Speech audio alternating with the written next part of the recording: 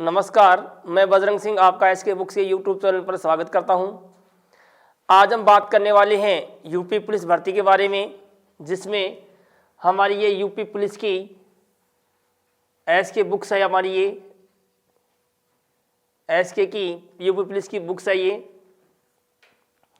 जो सिलेबस के अनुसार सामान्य अध्ययन, गणित, हिंदी, तर्क शक्ति का संपूर्ण कवरेज इसके अंदर, यूपी पुलिस काउंसिल 2006 से लेकर अब तक के प्रश्नों का चैप्टर वाइज, टॉपिक वाइज और टाइप वाइज संकलन इसके अंदर, गणित और तर्क शक्ति के शॉर्टकट ट्रिक्स भी इसके अंदर, और ये लेटेस्ट पैटर्न के अनुसार बुक है ये एसके बुक्स।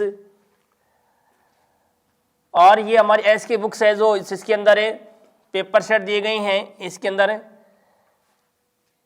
इसमें 19 पेपर सेट है और इन पेपर सेटों में सभी प्रश्नों की व्याख्या दी गई है। ये हमारी ये हमारी पुलिस भर्ती की जितनी भी एग्ज़ाम होते हैं उनके लिए सामान्य विज्ञान की ये बुक है, जो हरियाणा है, दिल्ली है, उत्तर प्रदेश, राजस्थान, चंडीगढ़, हिमाचल प्रदेश, उत्तराखंड, मध्य प्रदेश, बिहार इत्यादि राज्यों के लिए जो जितने भी एग्ज़ाम होते हैं पुलिस के, उसके लिए जनरल साइंस की इम्पोर्टेंट बुक है। आज हम बात करने वाले हैं जनरल साइंस के इम्पोर्टेंट क्वेश्चन हैं 20, उनके बारे में आज डिस्कस करते हैं।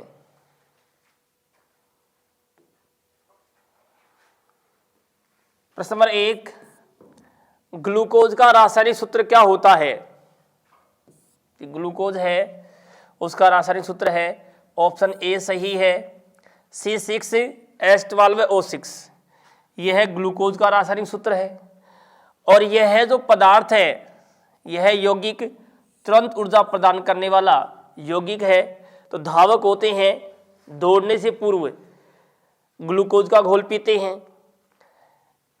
ऑप्शन बी के बारे में बात करते हैं, C12H22O11। यह है गन्ना चीनी का रासायनिक सूत्र है, इसे सुक्रोज कहते हैं। और ऑप्शन सी के बारे में बात करते हैं, C2H6O। यह है एथेनॉल का अणुसूत्र है,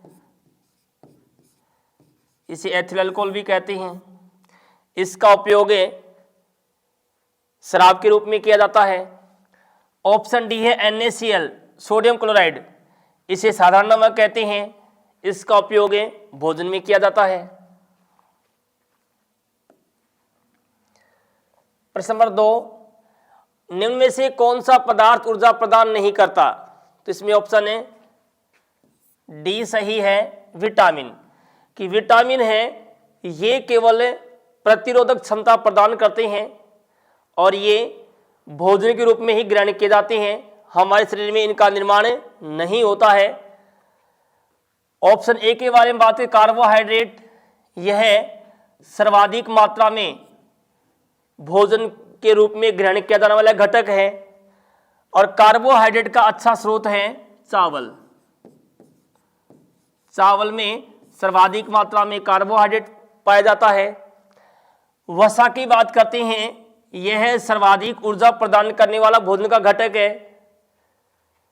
प्रोटीन है, यह भी ये घावों की टूट फूट की मरम्मत करता है और यह वृद्धि में सहायक है। और प्रोटीन है, इसकी कमी से बच्चों में कवासी और को रोग हो जाता है।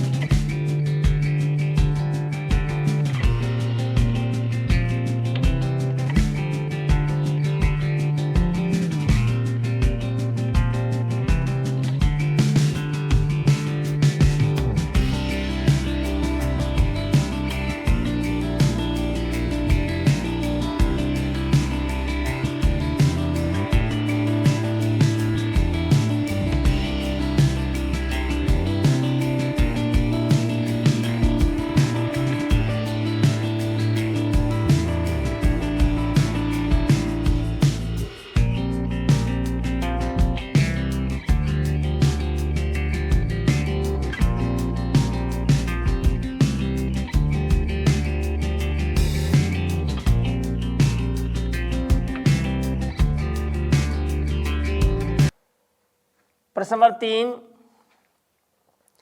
पादपों में लैंगिक जनन कहां पर होता है? तो इसमें ऑप्शन है ए सही है, पुष्प। पुष्प है इस भाग में लैंगिक जनन है वह क्रिया संपन्न होती है। और पुष्प की बात करते हैं, इसके अंदर 2 प्रकार के होते हैं पुष्प पादपों में। एक तो एक लिंगी पुष्प और एक होते हैं द्विलिंगी पुष्प।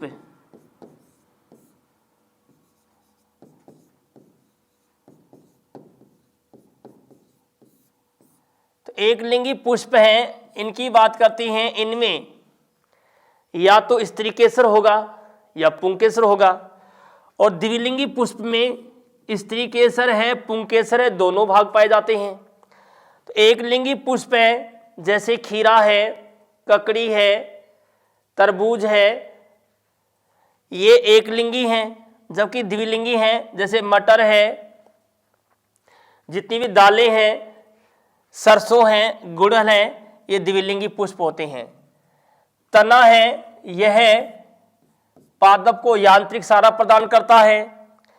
जड़ है, यह भाग है जो खनिज लवण है, जल है, इनका अवशोषण करता है। और पत्तियां हैं, ये पादप की रसोई घर कहलाती हैं, यहाँ पर फोटोसिंथेसिस क्रिया संपन्न होती है। प्रश्न नंबर 4, महिलाओं के शरीर में अंडाणुओं का निर्माण कहां पर होता है? ऑप्शन ए सी सही है, अंडाशय। कि अंडाणु होते हैं, ओम सेल होती हैं, वो होता उनका निर्माण अंडाशय में, ओवेरी में। और गर्भाशय भाग है, यहां पर भ्रूण का विकास होता है।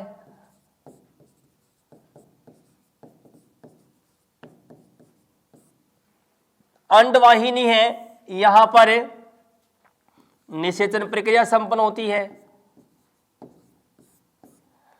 और वैजाइना भाग है, इस मार्ग के द्वारा प्रसव प्रक्रिया संपन्न होती है।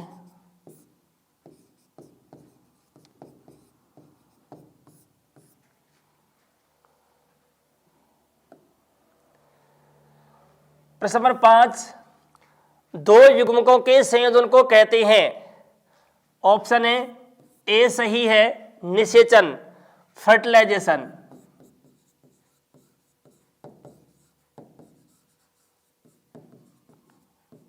अब बात करते हैं निषेचन के बारे में कि नर का जैसे कहें कि शुक्राणु कोशिका और मादा की है अंडाणु कोशिका। ये दोनों आपस में जब मिलते हैं तो यह निषेचन प्रक्रिया कहलाएगी। तो इससे बनता है युग्मक। और निषेचन प्रक्रिया है यह महिलाओं में संपन्न होगी अंडवाहिनी में या फैलोपियन ट्यूब में। फैलोपियन ट्यूब में।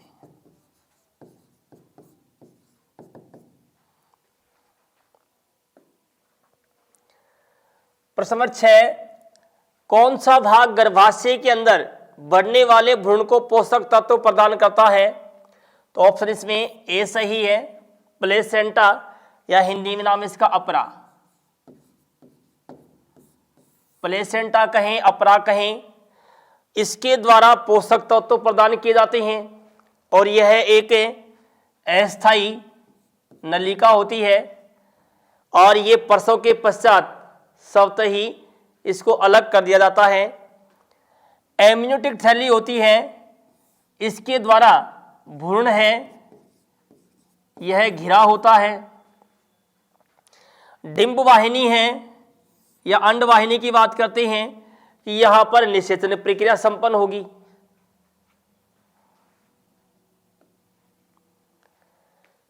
प्रश्न नंबर 7, निम्न में से तत्व नहीं है? ऑप्शन डी सही है, पानी। यह एक यौगिक है और इसका अणु सूत्र होता है H2O।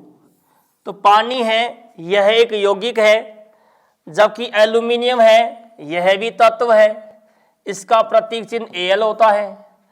पारा है यह भी तत्व है, इसका प्रतीक चिन्ह Hg होता है।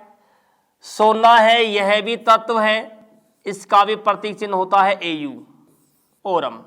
इस प्रकार से ऑप्शन ए व बी और सी ये तो तीनों क्या है, तत्व हैं, जबकि पानी क्या है, यौगिक है। प्रश्न नंबर 8, पदार्थ की चतुर्थ अवस्था है, ऑप्शन डी सही है, प्लाज्मा। कि पदार्थ की चतुर्थ अवस्था है, फोर्थ स्टेज है, वो प्लाज्मा है। जबकि भौतिक गुणों के आधार पर पदार्थ की अवस्थाएं तीन होती हैं, ठोस, द्रव, गैस। और पदार्थ की पांचवी अवस्था है वह होती है बीईसी। इसका नाम है Bose Einstein condensate. Bose Einstein condensate. प्रश्न नंबर 9, पानी किस अवस्था में संभव है? ऑप्शन ए डी सही है, उपरोक्त सभी। कि पानी है वह ठोस अवस्था में भी संभव है, पानी द्रव अवस्था में भी संभव है, और पानी गैसीय अवस्था में भी संभव है। तो इस प्रकार से पानी है, पानी की जो अवस्थाएं होती है तीन होती हैं, और पानी का त्रिक बिंदु होता है ट्रिपल पॉइंट त्रिक बिंदु। कि जिस तापमान पर पानी की तीनों अवस्थाएं संभव हैं वह तापमान है 273.16 केल्विन। इस तापमान पर जल की तीनों अवस्थाएं पाई जाती हैं। प्रश्न नंबर 10, जल एक यौगिक है क्योंकि? ऑप्शन ए सी सही है, यह दो भिन्न तत्वों के परमाणुओं के रासायनिक बंधन से बना होता है, इस कारण से यह यौगिक कहलाता है।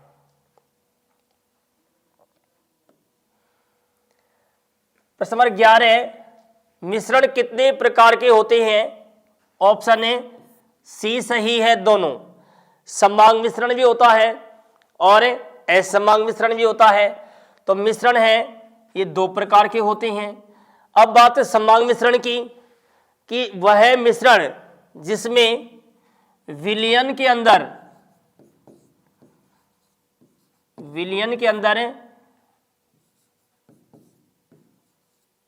विलय के कण नग्न आंखों से दिखाई नहीं देते हैं, सममांग मिश्रण कहलाता है। जैसे चीनी है प्लस में पानी है, दोनों ही यौगिक हैं।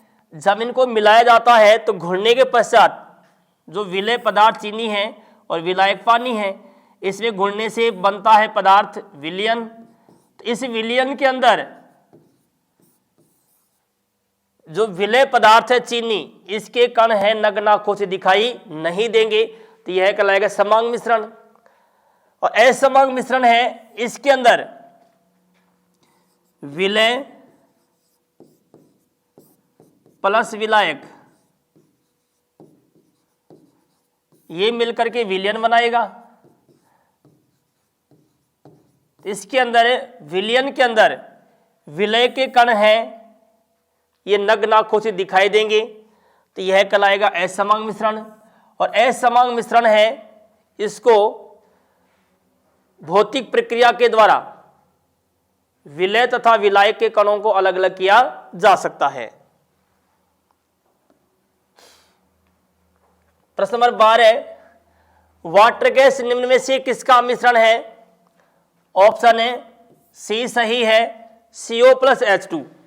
कार्बन मोनोऑक्साइड है, हाइड्रोजन है, ये मिलकर के बनाते हैं वाटर गैस या भाप अंगार गैस। और ऑप्शन डी के बारे में बात करते हैं, CO+N2। यह मिश्रण है प्रोड्यूसर गैस का, प्रोड्यूसर गैस।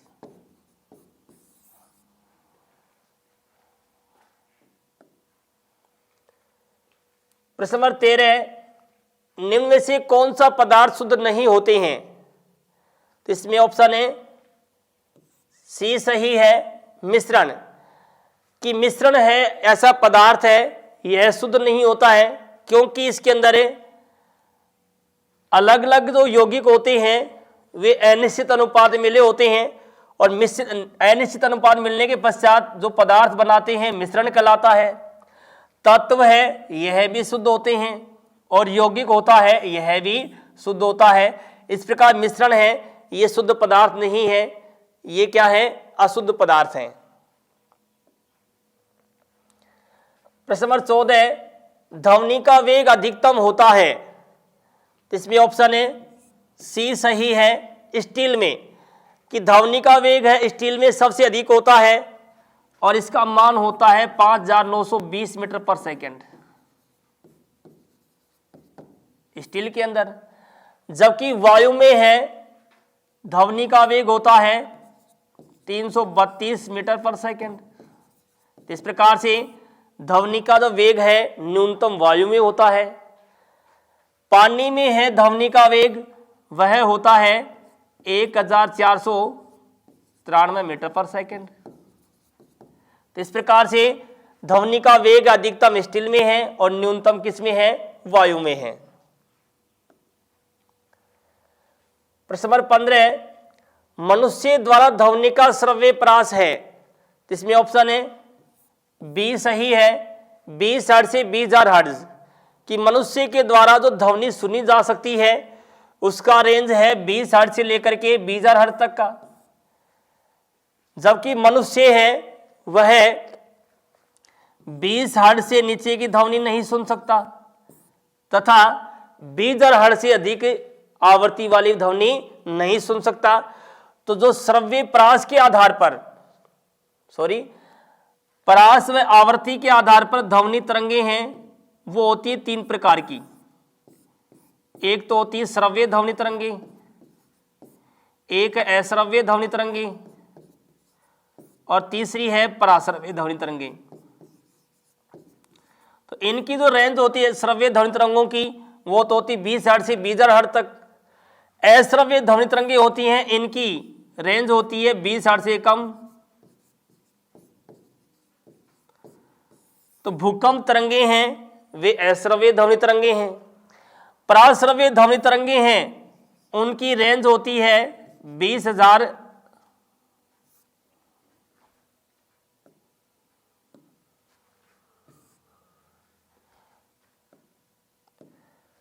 पराश्रव्य ध्वनि तरंगे होती हैं, इनकी रेंज होती है 20,000 हर्ट्ज से अधिक।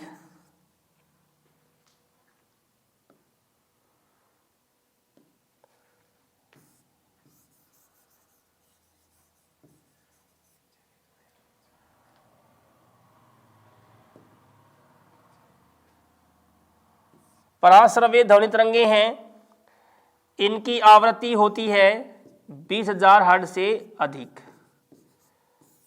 तो जो पराश्रव्य ध्वनि तरंगे हैं ये गाल्टन सिटी के द्वारा उत्पन्न की जा सकती हैं, और पराश्रव्य ध्वनि तरंगे हैं ये चमगादड़ है इसके द्वारा सुनी जा सकती हैं। प्रश्न नंबर 16, ध्वनि तरंगों को विद्युत तरंगों में बदलता है। तो ऑप्शन इसमें ए सही है, माइक्रोफोन। कि माइक्रोफोन ऐसा यंत्र है जो ध्वनि तरंगों को विद्युत तरंगों में बदलता है, जबकि लाउड स्पीकर है यह इसका जस्ट ऑपोजिट कार्य करता है, यह विद्युत तरंगों को ध्वनि तरंगों में बदलता है। डायनामो है यह यांत्रिक ऊर्जा को विद्युत ऊर्जा में बदलता है, यांत्रिक ऊर्जा को विद्युत ऊर्जा में।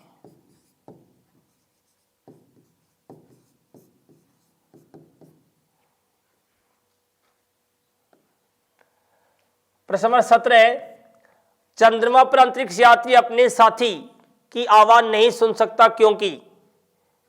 यहां पर ऑप्शन है बी सही है, ध्वनि संचरण के लिए कोई माध्यम उपलब्ध नहीं है, इस कारण से अंतरिक्ष यात्री है अपने साथी की आवाज नहीं सुन सकता है।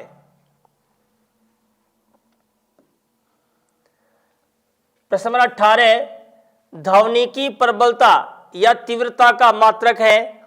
ऑप्शन ए सही है, डेसिबल, कि ध्वनि की प्रबलता तीव्रता है उसका मात्रक डेसिबल होता है। मनुष्य के लिए 80 से 85 डेसिबल की ध्वनि है, यह नुकसानदायक होती है। सामान्य बातचीत में 40 से 45 डेसिबल की ध्वनि सुहावनी होती है, आसान होती है, सुनने में लाभदायक होती है, जबकि 120 डेसिबल की ध्वनि से व्यक्ति बहरा हो सकता है और 150 डेसिबल की ध्वनि से व्यक्ति पागल हो सकता है। अब बात करते हैं मीटर पर सेकंड के बारे में, कि ध्वनि का वेग है वह मापा जाता है मीटर पर सेकंड में। हर्ट्ज की बात करते हैं कि आवृत्ति होती है उसका मात्रक हर्ट्ज होता है, और आवर्ती है इसकी बात करते हैं परिभाषा के बारे में कि प्रति सेकंड उत्पन्न कंपनों की संख्या आवृत्ति कहलाती है। तारतम्य है अधिक आवृत्ति वाली ध्वनि का तारतम्य अधिक होता है, जबकि कम आवृत्ति वाली ध्वनि का तारतम्य कम होता है। इसी कारण से अधिक तारतम्य होने कारण से ही महिलाओं की आवाज तीखी व सुरीली होती है।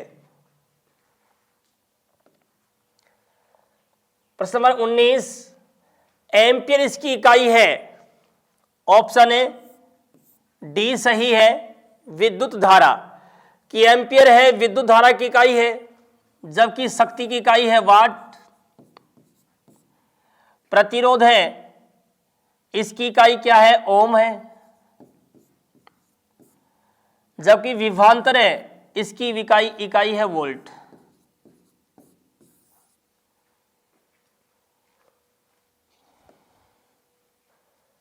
प्रश्न नंबर 20, घनत्व की ऐसा इकाई है। ऑप्शन ए सही है, किलोग्राम पर मीटर क्यूब, की डेंसिटी है घनत्व है इसकी ऐसा इकाई किलोग्राम पर मीटर क्यूब होती है। तो डेंसिटी के बारे में बात करते हैं।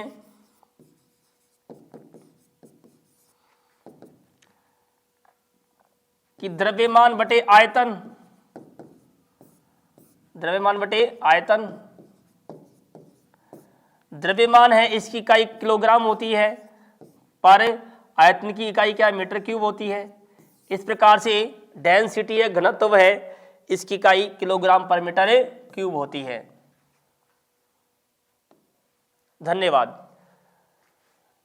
इस एग्जाम के लिए एसके बुक से सभी सॉफ्टवेयर और ऑनलाइन भी अवेलेबल है। अगर आप ऑनलाइन चाहते हैं तो उसका लिंक डिस्क्रिप्शन बॉक्स में अवेलेबल है। इस चैनल पर अब इससे यूपी पुलिस भर्ती और अन्य सभी भर्तियों संबंधित इंपॉर्टेंट जानकारी और स्टडी मटेरियल उपलब्ध कराते रहेंगे। तो इस वीडियो को लाइक कीजिए, चैनल को सब्सक्राइब कीजिए और अपने दोस्तों के साथ शेयर भी कीजिए। मिलते हैं अगले वीडियो में। जय हिंद, जय भारत।